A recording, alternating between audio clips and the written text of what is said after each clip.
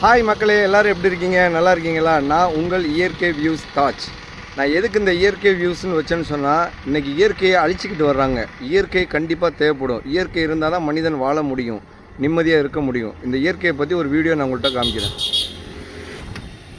இயற்கையாக உள்ள ஒரு ஏரியை பற்றி தாங்க நம்ம பார்க்க போகிறோம். அது ஒரு மினி கடல் மாதிரி உள்ளது. அதிராம்பட்டினம் டு பட்டுக்கோட்டை போகிற ரூட்டில் தாங்க இருக்குது. வாங்க போய் பார்க்கலாம்.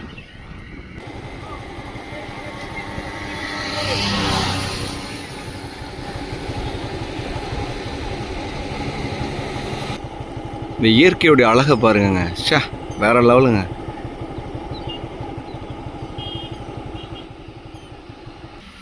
கைஸ், நீங்கள் பார்க்குற இந்த மரம் பார்த்தீங்கன்னா அரச மரங்க. இந்த அரச மரம் இலை எதுக்கு பயன்படுன்னு சொன்னால், சைலன்சர் சுட்டாலோ அல்லது அதாவது உடம்புல வந்து நிறையா, அதாவது எப்படின்னு கேட்டிங்கன்னா, அந்த கீழே விழுந்து தேஞ்சது இந்த மாதிரி உள்ள ஒரு காயத்துக்கு வந்து இந்த அரச மரத்துக்கு காஞ்ச இலையை நல்லா நுணுக்கி பட்டு போல் நுணுக்கி அதை வந்து தேங்காய் எண்ணெயை குழச்சி போடுவாங்க.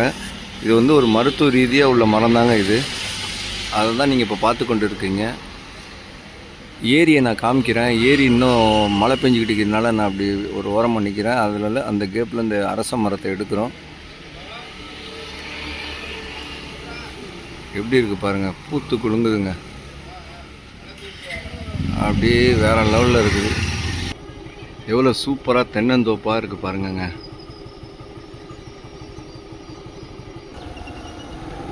மக்களே, போய்கொண்டே இருக்கிறோம். சூப்பராக இருக்குது. ஒரு அருமையான கிளைமேட்டில் போயிட்டுருக்கோம். மழை பேஞ்சிட்டு இப்போ தான் விட்டுருக்குங்க. ரொம்ப சூப்பராக இருக்குது. வாங்க அப்படியே தொடர்ந்து பார்த்துக்கிட்டே போவோம். இதாங்க இயற்கை.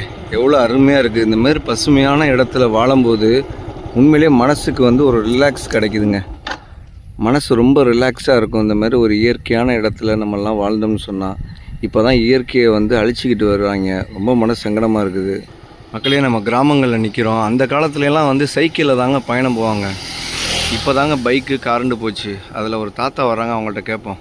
தாத்தா, இப்போ வந்து நீங்கள் சைக்கிள் ஓட்டுறீங்கல்ல, சைக்கிள் ஓட்டுறது நல்லதா, இல்லை பசங்கள்லாம் பைக்கில் போகிறாங்க, காரில் போகிறாங்க, இது வந்து நடையே இல்லாமல் சைக்கிளும் இல்லாமல் இப்போ இருக்காங்க. சைக்கிளில் போகிறது நல்லதுங்கிறிய. எத்தனை வருஷமாக நீங்கள் சைக்கிள் ஓட்டுறீங்க?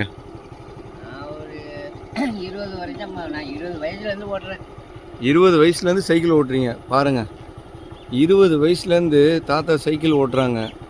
அதனால் அவங்களுக்குலாம் வந்து நோய்ங்கிறது அவங்கள கண்டு பயந்து ஓடுமே தவிர நோய் அவங்களுக்கிட்ட நெருங்காது. உங்களுக்கு சுகர், பிபி அதெல்லாம் கிடையாதுல்ல?